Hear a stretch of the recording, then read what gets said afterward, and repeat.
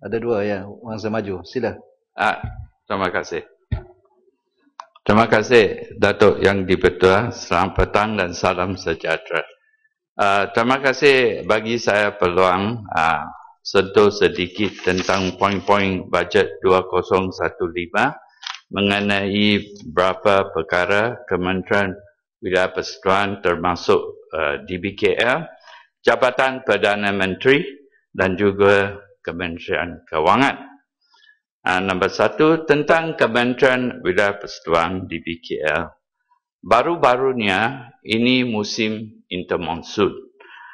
Ada hujan lebat. Tetapi ini fenomena banjir kilat sedang kita nampak lebih kurang pukul 4 petang hujan lebat dan tarikh 30 September tahun ini KLCC dan juga Jalan Penang banjir sampai 4 kaki. Saya minta Datuk Yang di-Pertua, ini kawasan maju, kawasan 6 bintang. Kondo-kondonya 1 kaki persegi lebih kurang RM1,000. Bagaimana ini kawasan KL Convention Center boleh banjir sampai 4 kaki? Dan juga baru-barunya Jalan Ceras sama juga banjir 4 kaki. Dan lebih kurang 2 bulan dahulu dekat sini Datuk Yang di-Pertua, Jalan Duta, Jalan Protokol, banjir 4 kaki. Apa puncanya? Ini bagi satu imej yang tak baik. Baru-barunya pihak reda DBKL, Persatuan Perancang ada mengatur satu World City Sustainable City di KL Hilton. Ini tujuan niat baik. Tetapi ini basic punya amenity mesti diatasi. Cadangan saya, kalau pakar-pakar di DBKL tak boleh mengatasi, perlukah kita lantik satu konsultan yang semak semua punca banjir kilat ini. Sebab lepas itu dapat satu konsultan study dan ambil langkah-langkah yang penting. Nombor 2-nya, kita sekarang cakap bajet. Bajet untuk DBKL. 10 tahun dahulu, pada masa itu saya wakil rakyat segambut dan saudara saya wakil rakyat Batu pada masa itu. Lepas Parlimen sudah lulus bajet, lepas ahli lembaga penasihat bagi kelulusan, lepas pada masa itu, bukan Datuk Bandar sekarang, Datuk Bandar sekarang sangat proaktif dan baik. 10 tahun dahulu, Datuk Bandar, bila kita minta secara resmi sekeping kopi bajet DBKL, jawapan resmi ialah tak perlu. Wakil rakyat wilayah persekutuan tak boleh dapat satu kopi bajet DBKL. Sebab beliau kata, wilayah persekutuan biar ahli parlimen tak perlu banyak detail. Patutnya, Datuk Yang di-Pertua, patutnya sebelum bajet 2015 DBKL ditetapkan, dan satu jumlah yang besar, lebih 2 bilion ringgit setahun. Patutnya minta kita ahli parlimen, tak kira ini bukan politik, tak kira Pakatan Rakyat atau Barisan Nasional, minta kita beri komen.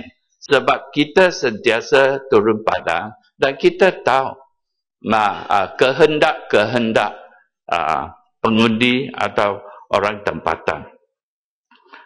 Datuk Yang di-Pertua, sekarang saya sentuh satu topik yang terkini, termasuk Jabatan Perdana Menteri, Kementerian Kewangan, dan nanti saya bagi banyak contoh tentang Petronas. Baru-barunya kita nampak harga petrol RON 95 dan diesel naik 20 sen 1 liter. Kerajaan kata kurang subsidi. Tetapi tuan-tuan dan puan-puan ahli yang berhormat pun tahu, impaknya harga petrol dan diesel naik. Saya ada angka-angka dari lain negara, Datuk Yang di-Pertua. Harga minyak negara yang pengeluar minyak. Sekarang Malaysia 1 liter RON 95 RM2.30. Nah, contoh-contoh ini dari lain negara dalam bukan US dollar tetapi ringgit Malaysia. Dan saya harap rakan yang duduk di balkoni dengarlah. Di Oman sekarang 1 liter petrol di Oman 99 sen. Dari Qatar hanya 85 sen. Dari UAE RM1.53 sen. Dari Kuwait 78 sen. Dari Arab Saudi 51 sen. Dari Brunei, jiran kita 95 sen. Dan dengar, Syria yang menghadapi banyak masalah, IS, lawan seperti internal civil war, Kurds punya problem, di Syria hanya 18 sen. So, bagaimana negara kita, Malaysia, boleh bagi justifikasi yang sekarang semua warga negara bayar lebih RM2 1 liter. Tuan-tuan, puan-puan. Sebab apa? Kerajaan tidak ada pilihan, terpaksa naik harga RON 95 dan diesel. Pada pandangan saya, hakikat ialah kerajaan UMNO BN tidak bertanggungjawab dan sekarang tak cukup wang. Betul lah? Kerajaan BN sekarang pinjaman lebih kurang 550 bilion. Ini tidak termasuk angka off budget lebih kurang 200 bilion. Termasuk 1 MDP lebih kurang 40 bilion. Dan apa sebab justifikasinya? Tadi saya celah ahli parlimen dari Pokok Senang. Sekarang harga petroleum sudah jatuh. Ini bahasa Inggeris kata minta izin 3-year low dan masih jatuh lagi. Di United Kingdom baru-barunya RON 95 kurangkan 5 pence per liter. India dia punya jumlah warga negara lebih 1 bilion. Dia pun boleh turunkan harga petrol. Tetapi malangnya Malaysia, kalau berbanding dengan negara Taiwan, tadi satu ahli parlimen, Ipoh Barat cakap contoh dari Taiwan. Bagi satu contoh dari Taiwan mengenai pinjaman kerajaan. Saya ada peluang melawat negara Taiwan lebih kurang 6 tahun dahulu dan lepas kita dapat penjelasan dari speaker dari Taiwan, di negara Taiwan 1 barrel crude oil pun tak ada. Langsung tak ada. Natural gas pun tak ada. Tetapi kerajaan Taiwan pinjaman, bahasa Tamil kata ilet, 1 sen pun tak ada. Bagaimana boleh begitu? Minta Perdana Menteri kita lah. Dan poin saya ialah tentang GST atau GST boleh panggil government suka tipu. Bangsa Maju. Ya, sila. Bukit Gantang yang ada banyak durian. Ya, sila. Terima kasih kepada Tuan Yang Dipertua dan terima kasih kepada Bangsa Maju. Selalu kita dengar jawapan daripada pihak kerajaan apabila kenaikan harga minyak kerana kenaikan harga minyak di pasaran antarabangsa. Sekarang data yang kita dapat, harga minyak dunia semua turun, tiba-tiba di Malaysia pula naik. Apa pandangan daripada Bangsa Maju terhadap sipir yang selalu diberikan oleh pihak kerajaan kepada rakyat? Sekian, terima kasih. Itu tadi saya mula komen saya ialah GST ialah government suka tipu. Sebab apa? Harga minyak di seluruh dunia, Brent atau apa-apa, sudah sampai 3-year low. Dan oil producer OPEC, dia tak mau potong dia punya produksi sebab kurang pendapatan. Kalau masih tinggalkan sekarang punya angka, itu harga minyak lagi mau jatuh pada masa akan datang. Tentang GST, saya minta, walaupun saya bukan pakar ekonomi atau bukan pakar accountant, sekarang nampak senario sebelum GST dimulakan, orang biasa seperti kerani yang kerja di Lembah Kelang, pendapatan sebulan lebih kurang 2,000 sebulan. Atau seorang yang ada pension 2,100 sebulan. Dahulu sekarang tak kena income tax. Tetapi lepas tahun bulan April tahun depan, lepas GST, ini dua-dua kerani dan termasuk pension kena bayar 6%. Dan sebab tiap-tiap barang yang harga naik. So, poin Pakatan Rakyat kita ialah tak perlu GST, patutnya kita guna satu idea yang lain negara pun sudah mula, iaitu capital gains tax. Dan juga tak perlu GST kalau kita ada pentadbiran kerajaan yang tulus dan juga potongan kronisma dan juga kurangkan rasuah. Seperti satu contoh, saya sudah bahas banyak kali tentang Petronas. Petronas ialah satu Fortune 500 company. Satu syarikat yang baik. Tetapi, Datuk Yang Dipertua, malangnya, tak kira dari Perdana Menteri Tun Dr. Mahathir, tak kira Pak Lah, tak kira Perdana Menteri sekarang, kaki politik sentiasa ganggu dan salah urus Petronas. Saya bagi contoh. Dulu, di 50-an, saya duduk di Jalan Penang.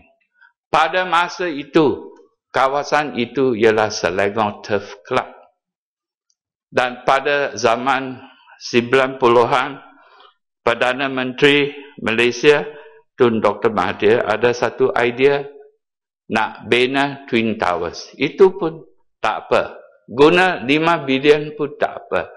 Tetapi butir-butir transaksi itu tanah tak tulus dan tak baik. Sebab apa? Patutnya Petronas satu government link company boleh beli terus dari atau secara direct dari Selangor Turf Club. Tetapi tak mau guna cara ini. Tetapi boleh guna pun akta pengambilan tanah.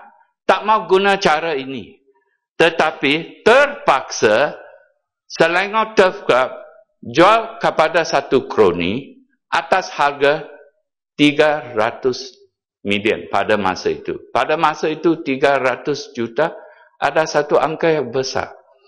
Lepas 3 bulan, sebelum tambah apa-apa manfaat kepada tanah begitu, terpaksa Petronas beli tanah dari ini satu individu atas harga 900 juta. Ya. Dan bukan jual 100%. Dato' Yang Di-Pertua. Hanya jual lebih kurang 85%.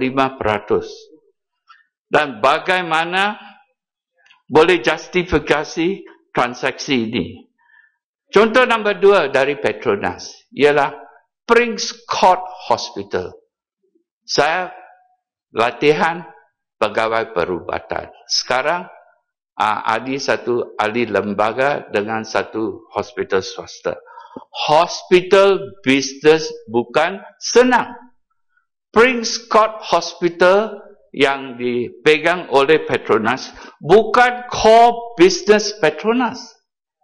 So sampai sekarang saya dengar Prince Court Hospital di Jalan Tun Razak sudah rugi lebih kurang 1 bilion ringgit. Saya haraplah Jabatan Perdana Menteri atas bidang kuasa Petronas atau Kementerian Kewangan boleh bagi jawapan. Dan ada satu perkara lagi. Petronas kita sebab tak tulus, akaun pun tak bagi kepada Parlimen Semak. Petronas terpaksa kita dengarlah guna 5 orang tengah jual dia punya petroleum. Apa sebab petroleum tiap-tiap negara termasuk India, Pakistan, China perlu itu petroleum? Apa sebab kalau betul guna 5 orang tengah ini? Saya dengar skim ini ialah bila Petronas buat deep sea exploration atas harga yang banyak, lebih kurang kos dia $30 satu barrel. Kalau jual sekarang atas harga lebih kurang $80 satu tong atau satu barrel, Petronas boleh untung $50 satu barrel. Tetapi tak boleh guna cara terbuka ini, guna middleman. Dato' Yang Di-Pertua. Saya pun hairan. Banyak orang pun termasuk Jeffrey Ketingan, Dato' Chua Ju Ming, apa-apa orang yang pakar politik minta, tetapi sunyi. Tak ada jawapan. So sekarang kita dengarlah Petronas terpaksa dia panggil forward selling. Fix dia punya harga kepada ini middleman atau RM2 punya syarikat RM50. So ini RM2 punya syarikat ada satu office, ada secretary comel, dia tak ada buat apa-apa. Tiap-tiap barrel dia jual, dia boleh untung $30 satu barrel. So kalau begitu, kalau betul, saya menyuruh, kalau ada baik atau niat baik untuk negara kita, pada sekarang segera ambil tindakan, tak mau guna middleman lagi.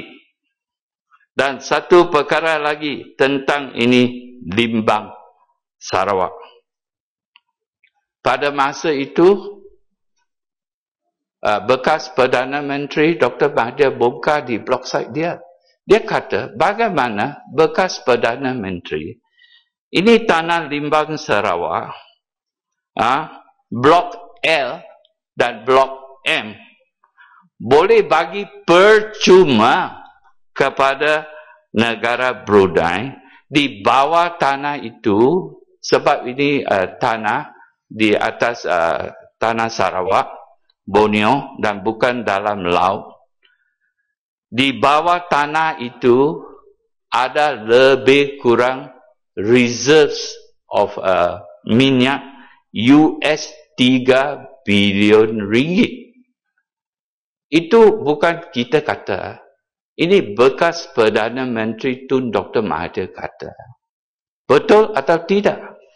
Dan siapa kalau ada kebaikan negara kita, boleh bagi percuma ini tanah blok L dan blok M Limbang kepada Brunei.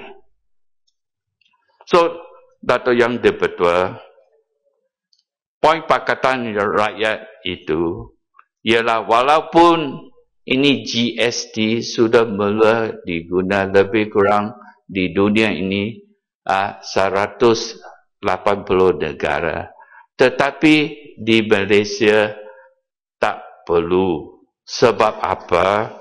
Kita belum sampai satu tahap berbanding dengan lain negara. Kita boleh kurangkan kronisme, kita boleh kurangkan rasuah, dan juga banyak contoh lagi. Tunggu satu tahap yang negara kita maju, mungkin pada masa akan datang mulanya GST, tetapi tak mau mula pada tahun depan. Dan untuk Petronas, kita sudah minta banyak kali. Petronas punya akaun sampai sekarang belum table kepada Parlimen. Ada satu cerita lagi. Dulu saya bising atas satu majlis jamuan. Ada satu bekas accountant yang kerja di Petronas sudah 30 tahun. Pada masa itu dia bersara. Minta izin saya bahas di bahasa Inggeris. Dr. Tan, please cool down now. If you don't, you're going to get a stroke. You are ahli parlimen, only know sikit only, little bit about Petronas.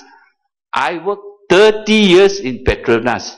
If you know what I know, you will faint and die. Itu dia punya komen. So bukalah accounts book semua Petronas. Dan kita mau semak. Dan juga contoh, ikut contoh lain negara. Tabung Petronas. Guna satu mulanya sovereign fund. Seperti negara di Norway. Sekarang sovereign fund di Norway ada sampai trilion US dollar. Sekarang, tadi saya sebut angka. Pinjaman negara kita 550 bilion ringgit. Bagaimana?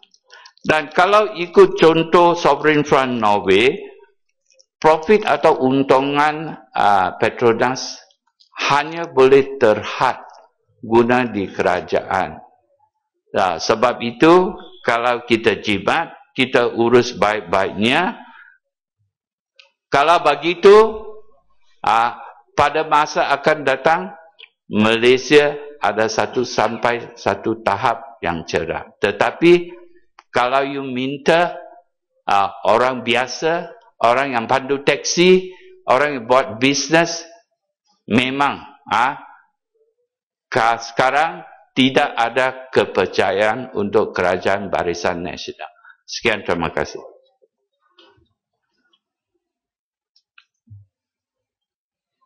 Ya,